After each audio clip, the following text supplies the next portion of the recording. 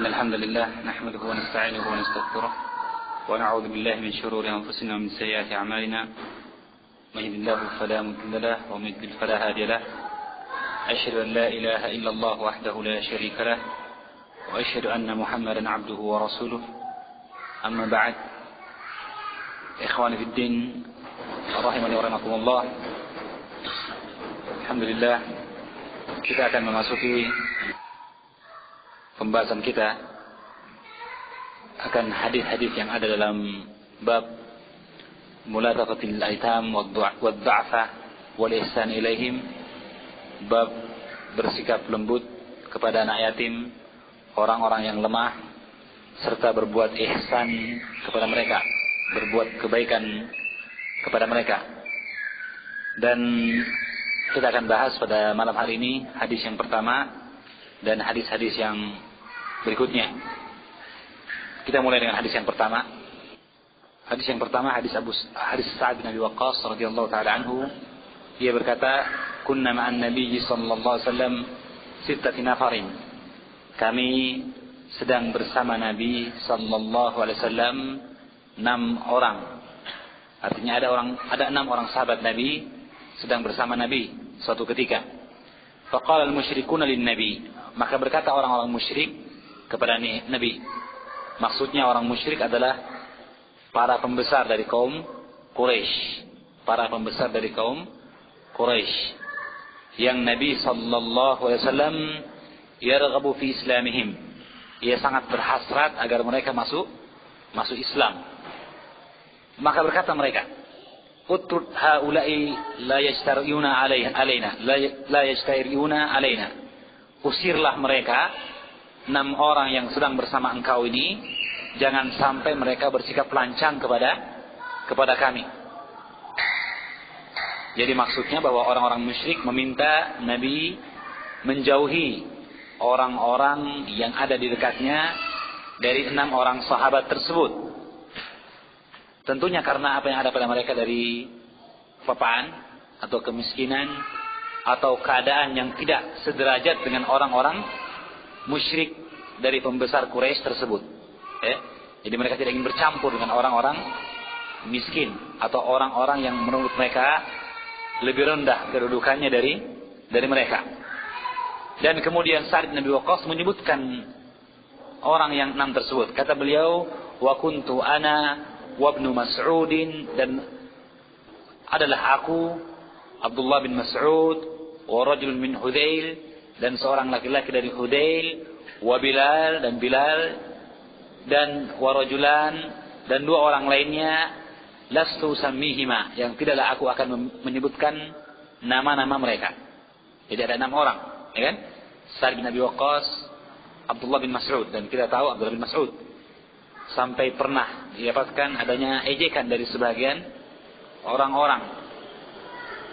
Ketika Abdullah bin Mas'ud berjalan, maka tersingkaplah kainnya dan terlihatlah betisnya yang tipis, ya. Maka diejek dia.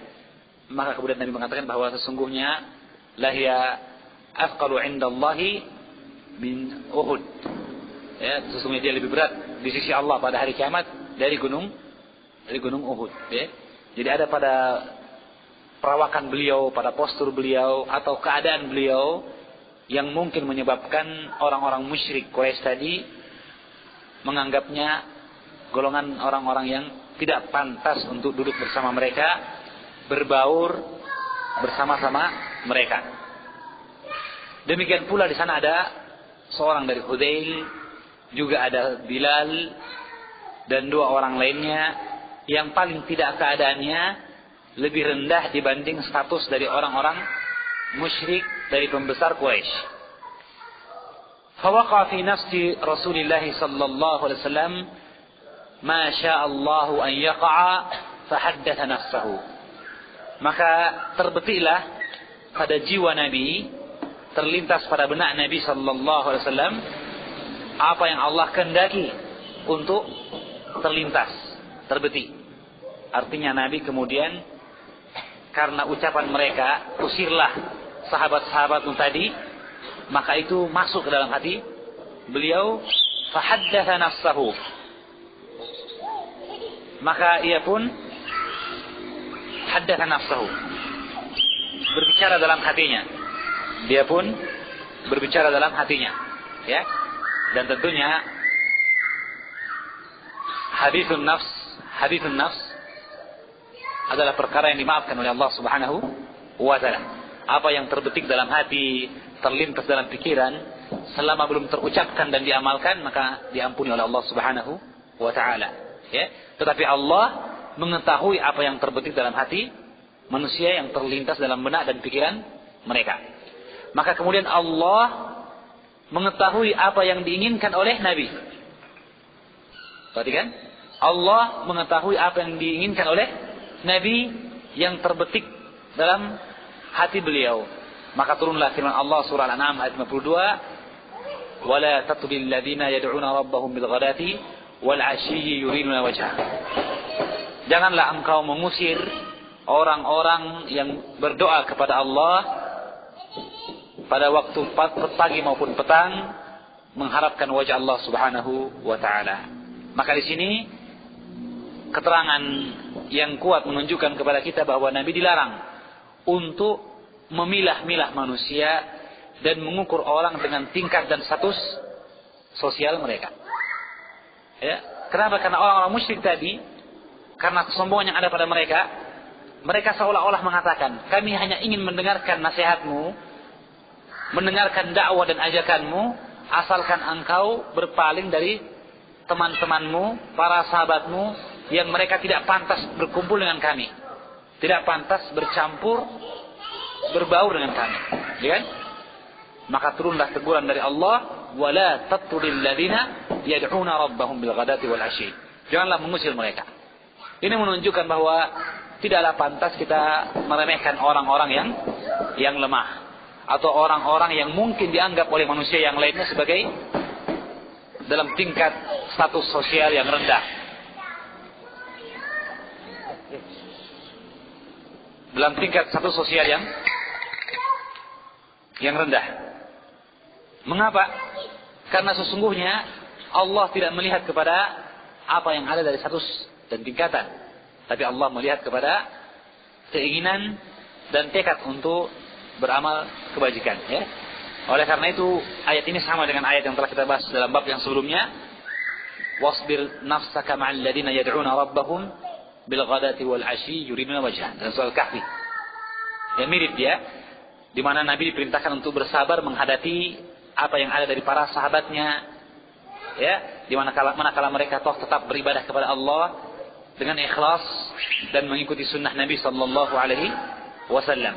Maka demikian pula di sini, bahwa mendahulukan mereka orang-orang yang miskin, orang-orang yang lemah ini lebih utama daripada mengharapkan keislaman orang-orang musyrik yang toh ada kesombongan pada mereka, yang dia menghalangi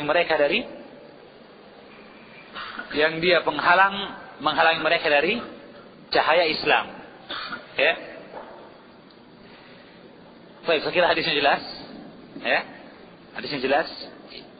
Ada beberapa faedah yang disebutkan oleh Syekh, kita ringkaskan saja faedah tersebut. Kita ambil faedah-faedah yang paling penting dan pokok. Syekh menyebutkan di sini bahwasanya ahlul kufri wan nifaq la yanzuruna ila an-nasi illa bikibrin.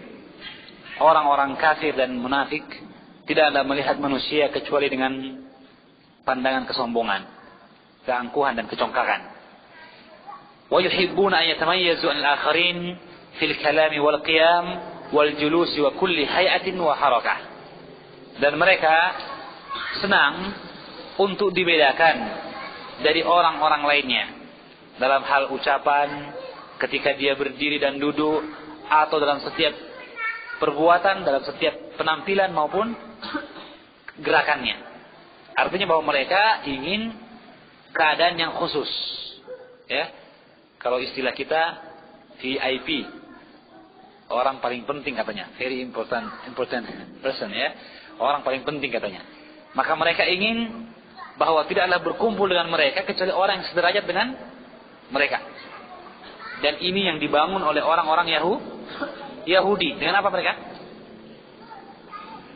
Dengan gerakan mereka apa? Orang Yahudi. Gerakannya orang Yahudi. dia mengumpulkan kumpulan para pengusaha, kumpulan para profesional, kumpulan para elit pemerintahan, apa namanya? Ya, Freemasonry, atau dengan Rotary Club, ya, Rotary Club, yang dia adalah bentuk jalan dan cara orang-orang Yahudi untuk kemudian mengumpulkan dan membentuk satu keadaan di mana tidaklah berkumpul dan berbaur dengan mereka kecuali orang-orang yang sederajat dan setingkatan dengan mereka. Ya. Dan dengan itu ditanamkan semangat asabiyah, fanatisme pada profesi yang ditekuni. Kemudian dengan itu pula ditanamkan keinginan untuk tidak berbaur dengan yang lainnya, sifat eksklusifisme, sikap bahwa kita adalah golongan yang tidak, yang jauh berbeda dengan golongan-golongan yang lainnya, ya. Dan kemudian dengan mereka berkumpul dalam satu wadah, mereka amat mudah untuk kemudian diarahkan dan dibelokkan sesuai dengan tujuan dan keinginan mereka. Na'udzubillahi min dzalik, ya kan?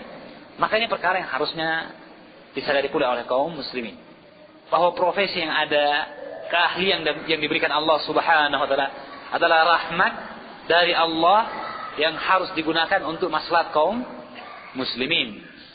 Adapun bahwa kita memiliki keahlian, mengetahui satu bentuk bidang tertentu dan kemudian menjadikan sebagai bahan untuk melihat bahwa kita lebih tinggi dari yang lainnya, lebih baik tingkatannya dari yang lainnya, yang akhirnya kita mengecilkan arti orang lain dan meremehkannya meskipun mereka adalah orang-orang beriman lagi soleh, maka adalah perkara yang merupakan bentuk pandangan dari orang-orang kafir dan munafik tadi, yang senantiasa ingin diberikan kekhususan, ingin disikapi dengan sikap tertentu yang membedakannya dengan orang-orang lain.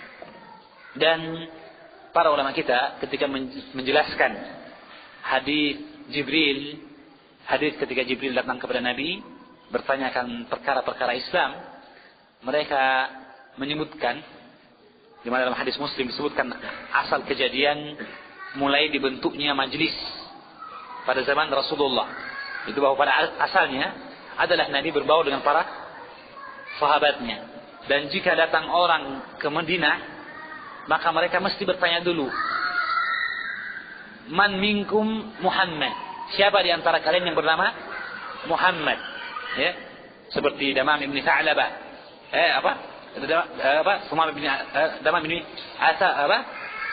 Asal ketika dia datang kepada Nabi untuk bertanya akan perkara-perkara rukun Islam, maka dia tanya dulu, mana sini Muhammad? Mana yang bernama Muhammad? Ya, yang kemudian karena seringnya orang yang datang untuk bertanya kepada Nabi, dan tentunya akan sulit jika Nabi tidak tampak dari sahabat yang lainnya, maka akhirnya dibentuklah majelis di mana Rasulullah duduk dan lainnya juga tetap duduk bersama Nabi tetapi menghadap kepada Nabi, sehingga kelihatan bahwa Rasulullah sebagai muallim, mudarris, sebagai guru, dan para sahabatnya sebagai murid. Maka ketika itu datanglah Jibril. Setelah teratur seperti ini, maka datanglah Jibril, datang kepada Nabi, wa asnada rukbatayhi ila rukbatayhi wa wada kaffayhi ala fakhidayhi. Maka yang meletakkan tangannya di depannya, kan? Kisahnya ma'ruf, kan? Maka datanglah Jibril. Yang perlu kita lihat adalah ke depannya tadi, ke belakangnya tadi. Bahwa asalnya tidak dibedakan antara Rasulullah dan para sahabatnya. Dan Nabi tidak tampil beda dengan para sahabatnya. Sehingga diambil faedah di sana oleh para ulama, bahwa di antara faedah dalam menuntut ilmu di sini, bahwa seorang muallim, seorang mudarris tidak menampakkan dirinya berbeda dari murid-muridnya, baik dalam bentuk hay'ah, baik dalam bentuk keadaan, maupun dalam bentuk-bentuk sifat dan ciri-ciri tertentu, seperti jenis sorbannya harus yang paling wah, bentuk pakaiannya, coraknya tidak boleh disamai. Kalau sudah beli kain yang seperti ini, yang lain tidak boleh beli, misalnya, ya kan? Maka tidak, ya. Dan ini tampak dari apa yang disebutkan dari kejadian tersebut. Perkara kemudian tampak perbedaan, ini dari sisi bentuk sikap majelis saja. Bukan dari sisi hay'ah, pakaian maupun libas ataupun keadaan, penampakan, ya. Wallahu a'lamu bissawab, ya. Dan ini diantara disukai oleh Syekh Salim Ihlali dalam kitabnya Bulughah tentang masalah adab menuntut ilmu, dalam kitabnya yang menjelaskan kepada kita tentang hadis Jibril ini.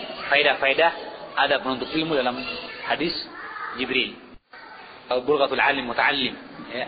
Baik. Jadi sekali lagi kita dapatkan bahwa ahlul kufur wan nifaq, orang-orang kafir dan munafik, melihat kepada manusia dengan pandangan keangkuhan, dan mereka karena keangkuhannya selalu ingin tampil lebih tinggi daripada yang lainnya, ya. Oleh karena itu Nabi melarang bentuk-bentuk yang sangat banyak. Dari misalnya seseorang memindahkan orang lain yang telah duduk di tempat tersebut, digeser, dipindah, enggak, bukan tempatmu, enggak boleh, ya. Demikian pula Nabi melarang seseorang mengkhususkan tempat tertentu di masjid. Ini wilayah kekuasaan, daerah jajahan, dan wilayah teritorial saya. Enggak boleh. Kenapa? Karena perkara seperti ini di samping menyebabkan adanya bentuk keyakinan-keyakinan yang berbahaya, dari keyakinan adanya barokah dari tempat itu, kekhususan dan sebagainya. Di sisi yang lain ada sifat ingin disendirikan, ingin diberikan yang spesial, ingin diberikan yang berbeda dengan yang lainnya. Maka ini yang kemudian dikhawatirkan dari bentuk yang mengantar kepada kesombongan yang bisa menghalangi dari menerima kebenaran. Kata Nabi, al-kibru batarun nas wa ghamtun nas wa batarul haq. Sombong adalah menolak kebenaran dan merendahkan manusia. Maka ada kaitan antara merendahkan manusia dengan menolak kebenaran. Ada kaitan yang erat. Seorang yang merendahkan manusia, maka tidak lagi mengukur ucapan manusia dari kebenaran ucapan yang disampaikannya. Tapi dia ukur adalah yang bicara ini orang tinggi atau orang rendah. Kalau orang rendah, nggak mau dengar saya. Akhirnya apa? Boleh jadi orang yang rendah ini berbicara dengan kalimat hak. Maka akhirnya ditolaknya hanya karena ghamtun nas. Maka erat kaya antara ghamtun nas dengan batarul haq, ya. Semoga Allah menjauhkan kita dari akhlak yang jelek ini. Amin. Kemudian yang selanjutnya juga diingatkan di sini bahwa hendaklah kita menjauhkan diri dari memberikan atau dari mengganggu orang-orang soleh ataupun membenci mereka. Dari orang-orang soleh ataupun membenci mereka. Tidak boleh kita mengganggu mereka, melukai perasaan mereka, ataupun membenci mereka. Ya. Ini bukan berarti bahwa tidak akan pernah ada konflik di antara orang-orang Muslim. Mungkin ada konflik, ya kan? Tetapi hendaknya kita untuk berlapang dada. Karena itu hadis ini atau ayat ini, surah Al-An'am 52 ini berkaitan dengan surah Al-Kahfi yang dahulu telah kita bahas. Ya kan? Allah mengatakan, "Wasbir nafsaka ma'al ladina yad'una rabbahum bil ghadati wal 'ashyi yuriduna wajhah wa la ta'du aynaka anhum turidu zinatal hayatid dunya." Maka ada perintah kepada Nabi untuk bersabar. Artinya bahwa bergaul dengan orang-orang seperti itu, bagaimanapun pastilah mungkin terjadi konflik, keadaan, kadang mereka ketus, kadang mereka kurang sopan kepada Nabi, sampai menarik Nabi, menarik bajunya, mengangkat pakaian Nabi dan sebagainya, menuhuk Nabi dan sebagainya. Ya, karena kebiasaan mereka, ya kan? Ibarat kita misalnya, mungkin kita pernah bertemu dengan sebagian orang yang mungkin dia karena profesi yang dikerjakannya atau pekerjaan yang dilakukannya menyebabkan mungkin ada bentuk-bentuk sikap yang berbeda. Taruhlah misalnya seperti kata orang-orang masyarakat yang tinggal di pantai biasanya apa? Suaranya keras, ya kan? Dan masyarakat yang tinggal di gunung biasanya lebih lembut suaranya. Ya. Nah, ketika kita berteman dengan orang-orang para nelayan misalnya, maka tidak perlu, sedangkan kita dari gunung, dari Bone misalnya, maka tidak perlu takut dan kaget jika kemudian kita mendengarkan dari saudara kita berteriak kepada kita. Ya kan? Dan kemudian kalau kita takut dan mengatakan, saya tidak mau berteman dengan nelayan, biar kita bicara pelan-pelan, juga dibentak. Bagusnya bergaul dengan orang Jawa, orang Jawa Tengah katanya. Kenapa? Biarpun marah-marah, kayak mendalam, kayak membawakan wayang saja. Kamu itu kenapa begitu ya? Padahal marah besar dia. Lebih enak katanya begitu. Ketahuilah bahwa bukan itu masalahnya kan? Tentu saja jika kita bergaul dengan orang yang banyak, beragam tingkatan, profesi yang berbeda, lingkungan dan kondisi yang beragam pula, maka kita haruslah bersabar. Yang penting bahwa kita mencari sahabat yang baik, teman-teman yang soleh, ya kan? Apa yang ada pada mereka dari suara yang keras, sikap yang kadang tidak begitu sopan, atau mungkin dia lupa dan lalai, adalah perkara yang wajar di antara manusia, ya kan? Karena itu Nabi diperintahkan, wasbir nafsaka, bersabarlah engkau, sabarkan jiwamu berhadapan dengan mereka. Kalau tidak sabar, akhirnya kita hanya akan mencari orang-orang tertentu yang mungkin boleh jadi menyebabkan padahal orang-orang tersebut boleh jadi jauh dari hidayah, ya, berpaling dari kebenaran, ya. Baik. Kemudian disebutkan pula bahwa Islam adalah dakwah alamiah. Islam adalah dakwah seruan yang universal. La fadla li ahadin ala ahadin illa bittaqwa. Tidak ada keutamaan antara seseorang di antara yang lainnya kecuali dengan takwa kepada Allah Subhanahu wa taala. Ya. Jadi dia adalah dakwah universal. Tidak dibedakan antara suku dan bangsa, jenis kelamin maupun keturunan. Kemudian yang terakhir yang kita ingin sebutkan, kata Syekh, la muhabata fi dinillah li ahadin fi man akhta'a atau faman akhta'a rudda alaihi khata'uhu. La mahabata fi dinillah. Tidak ada bentuk keseganan dalam agama Allah Subhanahu wa taala. Artinya tidak ada istilah segan dalam urusan agama. Ya. Li ahadin, kepada siapapun. Faman akhta'a, barang siapa berbuat kesalahan, rudda alaihi khata'uhu, maka akan dikembalikan kesalahannya itu. Akan dibantah apa yang ada dari kekeliruannya, diluruskan kepada jalan yang benar, siapapun dia. Diambil dari faedah apa nih? Dari apa yang terjadi pada diri Rasulullah sallallahu alaihi wasallam. Ketika orang musyrik mengatakan, wah, tinggal saja itu 6 orang temanmu itu, supaya kamu bisa berkumpul dengan kami. Kami hanya akan berkumpul denganmu kalau engkau meninggalkan 6 orang sahabatmu tadi. Maka kemudian apa yang disebutkan itu masuk ke dalam hati Nabi. Sampai dia berhasad, ingin untuk mengusir para sahabatnya. Siapa yang berprasangka seperti ini? Siapa yang sempat berpikir seperti ini? Rasulullah sallallahu alaihi wasallam. Maka Allah menurunkan peringatannya. Tentunya Nabi bukanlah beliau berhasrat mengusir sahabatnya ini karena ingin sesuatu yang ada dari harta dari orang-orang kafir Quraisy. Tidak. Yang diinginkan apa? Ya, keislaman mereka, hidayah.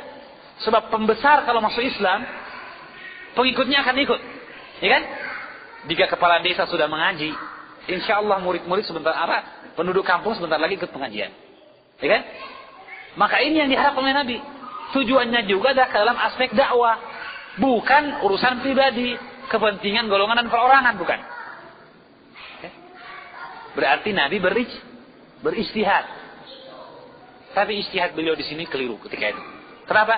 Karena kita haruslah mengutamakan orang yang betul-betul berhasrat kepada kebaikan daripada mengharapkan orang yang belum tentu mendapatkan kebaikan itu, bahkan kelihatan dari tampaknya, telah terdengar dari ucapannya bentuk kesombongan dan keangkuhan, yang itu faktor untuk menyebabkan ditolaknya kebenaran. Ya kan? Seperti surah Abasa yang telah kita sebutkan ketika Allah menegur orang-orang, ketika Allah menegur Rasulullah, Abasa wa tawalla. Ya kan? Jadi di sini bukan Nabi mengharapkan imbalan, tidak. Mengharapkan keislaman mereka. Dengan istilah kita yang diinginkan apa? Maslahat dakwah, kata orang sekarang, kata sebagian kelompok, fikih dakwah gitu ya. Toh bagus mencari orang yang punya pengikut banyak daripada 1, 2, 3 orang, apalagi orang yang miskin. Itu fikih dakwah, ya kan? Tapi ternyata fikih dakwah tidak boleh bertentangan dengan syariat. 6 orang ini meskipun mereka orang yang rendah, miskin, tapi mereka siap menerima kebaikan. Disampaikan kebenaran, langsung diterima dan diamalkan. Adapun yang banyak ini, meskipun mereka pemimpin dan pembesar, telah tampak pada mereka bentuk-bentuk inat, kesombongan dan keangkuhan. Ketika disampaikan, paling tidak mereka akan mencari alasan untuk tidak taat. Kalaupun telah diuraikan dan dijelaskan, masih lagi mengatakan, belum siap. Maka ini perkara yang hendaknya kita perhatikan. La muhabata. Jika Nabi ditegur oleh Allah Subhanahu wa taala, apalagi selain Nabi sallallahu alaihi wasallam. Tidak ada istilah bahwa kalau saya bicara semua harus diam. Kalau saya berbicara, berpendapat, tidak boleh ada yang menyelisih saya. Tidak ada istilah kesegerawan ibadah, ya kan? Yang ada adalah bahwa kita semua harusnya taat kepada Allah Subhanahu wa taala. Karena itu la ta'ata li makhluqin fi ma'siyatil khaliq. Maka kita siap untuk berbeda dan siap untuk mengajak orang kepada kebaikan dengan dasar Al-Quran, Sunnah Nabi, dan pemahaman salaful ummah. Ya kan? Dan untuk itu kita harus lapang dada mendapatkan adanya perbedaan. Ya, wallahu a'lamu bissawab. Maka tujuan dan cara harus sesuai dengan konteks syariat. Jangan karena tujuannya baik, akhirnya ditempuh segala cara. Ya. Dalam rangka menegakkan syariat Islam, digunakan demonstrasi misalnya. Atau menghasut massa. Atau mengajak mereka untuk tidak taat kepada pimpinan, yang akhirnya mengantar kepada pemberontakan dan kekacauan. Ya, maka ini perkara yang saya kira sudah jelas juga. Wallahu a'lam bishawab. Hadis yang berikutnya, hadis Abi Hubairah Aid bin Amr al-Muzani, wa huwa min ahli bai'ati Ridwan radhiyallahu anhu. Jadi dia di antara sahabat yang hadir dalam umrah Nabi dalam perjanjian Hudaybiyah, ya, Bai'atul Ridwan. Dia bercerita, anna Abu Sufyan ata ala Salman wa Suhaib wa Bilal fi nafar. Bahwa Abu Sufyan bin Harb, ayah dari Muawiyah, yang dia adalah salah seorang tokoh dan pembesar Quraisy. Ia datang kepada Salman Al-Farisi, Suhaib bin Amir, dan Bilal fi nafarin, bersama segolongan orang atau dalam kelompok orang. Dan ini adalah Abu Sufyan setelah dia masuk Islam. Faqalu, maka berkomentar para sahabat, yaitu Salman, Bilal maupun Suhaib, ma akhadat suyufullahi ma akhadaha. Tidaklah pedang-pedang Allah, maksudnya para sahabat, tidaklah para sahabat suyufullah akhadat ma akhadaha, mengambil kedudukannya, menempati tempat yang seharusnya. Artinya pedang-pedang Allah ini tidak terayun sebagaimana seharusnya. Artinya bahwa Abu Sufyan dahulu menentang Islam, ya kan? Bahkan dialah yang mengumpulkan pasukan Quraisy untuk menyerang kaum muslimin dalam perang Badar, ya kan? Dan pembalasan berikutnya pada perang Uhud, ya. Tapi kemudian Allah memberikan kepada dia nikmat Islam sehingga dia masuk Islam. Nah, maksud sahabat ini bahwa ya, dulu waktu kita berperang di jalan Allah dalam perang Badar dan Uhud, kita tidaklah menunaikan dengan benar kewajiban. Artinya apa? seharusnya kita menumpas orang-orang musyrik. Sehingga akhirnya apa? Abu Sufyan ternyata masih ada dia. Meskipun sekarang dia telah Islam. Jadi mereka mengenang masa lalu mereka. Menunjukkan kepada kita bahwa sesungguhnya seperti disebutkan di sini bahwa disunahkannya untuk memerangi musuh-musuh Allah harban nafisan, harban nafsiyah, bitadmir manawiyatim, dalam bentuk peperangan yang langsung dan gencar, tuntas pokoknya ya. Faiza faragta fansab. Nanti kalau selesai pindah lagi yang lainnya. Artinya bahwa jika kerja yang total, tidak setengah-setengah. Maka ketika masih ada orang seperti Abu Sufyan yang hidup, mereka mengatakan ya berarti kita dulu ini masih kurang, ya. Ma'akhadat suyufullah ma'akhadaha. Faqala Abu Bakr, maka Abu Bakr ketika itu ada bersama mereka. Maka ia berkata, "Ataqulu hadza li syekh Quraisy wa sayyidihim?" Apakah kalian berkata seperti ini kepada syekhnya orang Quraisy dan pembesarnya orang Quraisy? Abu Bakar membela Abu Sufyan. Maksudnya bahwa dia adalah pembesar. Dia adalah orang tinggi dari golongan Quraisy. Mengapa kok kalian mengucapkan perkataan seperti itu? Tidak pantas. Pada kalimat li syekh Quraisy wa sayyidihim ada keadaan bahwa Abu Bakar memandang dari sisi tingkatan, ya kan? Syekh dan sayyid. Adapun kalian bukan syekh apalagi sayyidnya Quraisy. Kesannya begitu kan? Ya. Tidak pantas kalian mengucapkan seperti itu kepada beliau, ya. Fa'atan Nabiyya sallallahu alaihi wasallam. Maka didatangilah Nabi, fa'akhbarahu faqala. Dan dikabarkan kisah tersebut, maka ia berkata, subhanallah.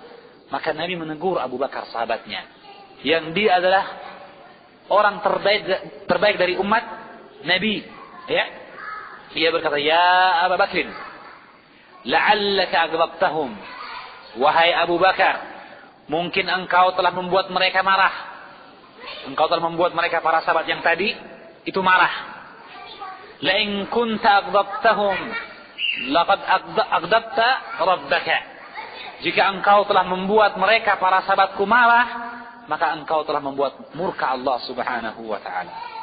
Subhanallah. Ya. Tatkala sahabat-sahabat tadi Bilal, Suhaib bin Amir, ya. Orang-orang yang miskin dari para sahabat. Tatkala mereka adalah orang yang rendah seperti itu, maka tidak pantas kemudian ditampilkan kerendahan mereka dan dijadikan alasan untuk merendahkan mereka. Apakah kalian berkata seperti itu kepada syekh dan pembesar Quraisy? Kan ini menunjukkan apa? Meremehkan mereka. Jika engkau membuat mereka murka, kata Nabi, engkau telah membuat Allah murka. Ya? Fa'atahum faqala. Maka Abu Bakar As-Siddiq raja'un ilal haqq. Nabi menegur Abu Bakar, meskipun dia adalah sahabat yang paling dicintai oleh Nabi. Nabi tegur. Maka teguran bukan berarti benci. Kemudian Abu Bakar subhanallah segera rujuk kepada kebenaran. Ketika mendengar kemurkaan Allah, dia adalah orang yang paling takut akan perkara itu. Kejadian seperti ini pernah terjadi pada beliau juga, ya kan? Ketika apa? Ketika tersebar isu bahwa Aisyah radhiyallahu taala anha, putri beliau, berzina dengan seorang sahabat. Dalam surah An-Nur, awal surah An-Nur itu, ya kan? Siapa yang sebarkan? Abdullah bin Ubay bin Salul, gembong munafik. Dan terlibat dalam penyebaran berita dusta itu sebahagian para sahabat, di antaranya Mistah. Ya, sahabat. Yang Mistah ini selama ini dibiayai, dibantu oleh Abu Bakar As-Siddiq. Maka setelah mendengar dan terbukti kesucian Aisyah, bersihnya dia dari tuduhan, maka Abu Bakar langsung mengatakan, Mistah, mulai hari ini saya putuskan subsidi. Bantuan tidak akan turun lagi. Siapa ini? Abu Bakar As-Siddiq. Maka turunlah firman Allah Subhanahu wa taala tentang hal ini, yang menegur orang-orang beriman dari berhenti akan kebaikan yang telah dia lakukan, meskipun dari orang yang mungkin telah berbuat kesalahan. Kenapa? Putrinya sendiri dituduh berzina. Abu Bakar kan putrinya siapa? Aisyah radhiyallahu taala anha. Subhanallah. Dituduh berzina oleh siapa? Mistah. yang termasuk yang menyebarkan maksudnya, sahabat yang dibantu oleh Abu Bakar sendiri. Maka langsung diputuskan. Tiba-tiba turun Allah yang sekarang tidak ingat ya. Maka kemudian ketika disebutkan apakah kalian ingin apakah kalian tidak ingin untuk diampuni dosa-dosa kalian oleh Allah Subhanahu wa taala? Maka serta-merta Abu Bakar As-Siddiq mengatakan, saya ridha untuk diampuni dosa saya. Maka dia batalkan apa yang telah diucapkan dari sumpahnya untuk tidak membantu lagi, dan dia membayar kafarah karenanya. Subhanallah. Itu Abu Bakar As-Siddiq. Demikian pula di sini. Setelah dikabarkan oleh Nabi dan ditegur oleh beliau, maka dia mendatangi mereka, para sahabatnya tadi, faqala, ya ikhwatahu aghdabtukum, wahai saudaraku, apakah aku telah membuat kalian murka? Ya akhwatahu, duhai para sahabatku, apakah ya akhwatahu, bayangkan kalimat lembut ini, nadab, ya kan? Adalah kalimat yang lembut kepada seseorang yang dia telah berbuat jelek kepadanya. Jadi dia ingin membalas kejelekan yang dilakukan dengan kebaikan. Wat bi sayyi'atil hasanah tamhuha. Hapuslah kejelekan dengan perbuatan kebaikan, akan menghapuskan kejelekan tersebut. Ya, ya ikhwatahu aghdabtukum, seruan lembut, wahai saudaraku, apakah saya telah membuat kalian murka, marah? Qalu hal jazaa'ul ihsani illa ihsan. Maka para sahabat yang mendapatkan kelembutan Abu Bakar As-Siddiq, ya, dan bagaimana dia begitu senang untuk kemudian rujuk kepada kebenaran, menjawabnya, la yaghfirullahu laka ya ukhay. Tidak, kami tidak marah. Bahkan dia mendoakan, semoga Allah mengampuni engkau, wahai saudaraku. Ukhay, bentuk tasgir yang juga menunjukkan kelembutan. Tidak, semoga Allah mengampuni wahai saudaraku yang kecil. Subhanallah. Kita dapatkan bagaimana kehidupan mereka yang penuh dengan kelembutan, saling menghargai di antara mereka, ya. Dan tentu saja faedah hadis ini juga sangat banyak, ya. Mudah-mudahan dari lafalnya dan dari apa yang telah kita dapatkan selama ini, dari pelajaran untuk mengambil hukum dan istinbat, kita bisa melihat sisi-sisi faedah yang besar dalam hadis ini. Yang paling penting dua perkara yang kita ingatkan di sini, yaitu bahwa bolehnya membantah orang yang berbuat kekeliruan terhadap sahabatnya yang lain, fi haqqi ghairihi minal makhluqat atau minal ibad. Jika ada orang yang buat salah kepada saudara yang lain, maka kita yang mengetahui kesalahan itu boleh menegurnya, tidak mengapa mengingatkan. Ya, meskipun boleh jadi mungkin ketika kita mengingatkan disangka yang bukan-bukan. Lakukanlah terus, ya. Laksanakan itu. Ya. Mungkin terjadi perselisihan, mungkin terjadi kekeliruan, tapi itu dengan berlalunya hari mungkin akan berubah menjadi kebaikan. Kemudian yang terakhir bahwa al-ikhwatu fillah, saudara karena Allah, yahmiluna kalama ba'dihim ala ahsanil mahamil, maka ia akan membawa maksud dari ucapan saudaranya kepada tujuan yang paling baik. Artinya ucapan saudara kita hendaknya difahami dulu dengan baik dan dicarikan jalan yang benar atau pengertian dan tafsir yang paling baik. Jangan langsung kepada dugaan yang salah, persangkaan yang buruk. Ya. Itu kewajiban ukhuwah. Abu Bakar As-Siddiq salah sangka ketika dikatakan bahwa Abu Sufyan ini masih hidup dan berarti bahwa pedang-pedang Allah tidak melaksanakan tugas dengan baik, seolah-olah bahwa berarti sekarang bunuh saja Abu Sufyan, atau bahwa Abu Sufyan ini disesalkan mengapa dia masuk Islam. Tidak. Tapi maksud mereka, para sahabat mengatakan, wah, kita dahulu punya kelemahan juga dalam melaksanakan perintah Nabi. Kita kan diperintah berperang dengan gigih, berjuang dan mengorbankan jiwa dan harta kita. Toh ternyata masih ada kemudian orang-orang yang kemudian dia selamat dari peperangan itu. Meskipun tentu saja sekarang dia telah mendapatkan hidayah. Dan itu rahmat dari Allah Subhanahu wa taala. Itu perkara yang lain. Tapi perkara mereka bahwa kita dulu ya, bukankah setiap ayunan pedang kita, setiap korban yang jatuh dari musuh kita adalah kedudukan yang tinggi di sisi Allah Subhanahu wa taala. Maka semakin banyak musuh yang jadi kurban, semakin besar pengorbanan yang dilakukan, semakin besar pahala. Jadi berarti kita ini sedikit taksir, subhanallah. Dalam ketatan yang luar biasa, mereka masih menghitung kelemahan diri mereka. Tidak mengatakan, wah, saya sudah sukses, sekian lama sudah berbuat seperti ini dan sebagainya. Tidak. Ya? Nah, ini yang mereka ucapkan di situ. Yang kemudian disalahartikan dan salah pahami oleh sahabat Abu Bakar, yang dibenarkan oleh Nabi, dan diingatkan dia jangan sampai ucapannya ketika menyebutkan perbedaan jenjang merupakan faktor yang menyebabkan datangnya kemurkaan dan ketidaksenangan dari para sahabatnya.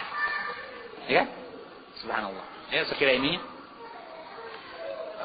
pelajaran yang berharga bagi kita, dan mudah-mudahan kita termasuk orang-orang yang mendengarkan perkataan dan mengikuti yang terbaik. Amin ya rabbal alamin. Yang benar dari Allah Subhanahu wa taala, yang salah dari syaitan. Allah dan Rasulullah Fadli. Subhanakallahumma wa bihamdik, asyhadu an la ilaha illa anta, astaghfiruka wa atubu ilaik. Wa sallallahu ala nabiyyina Muhammadin wa ala alihi wa sahbihi wasallam.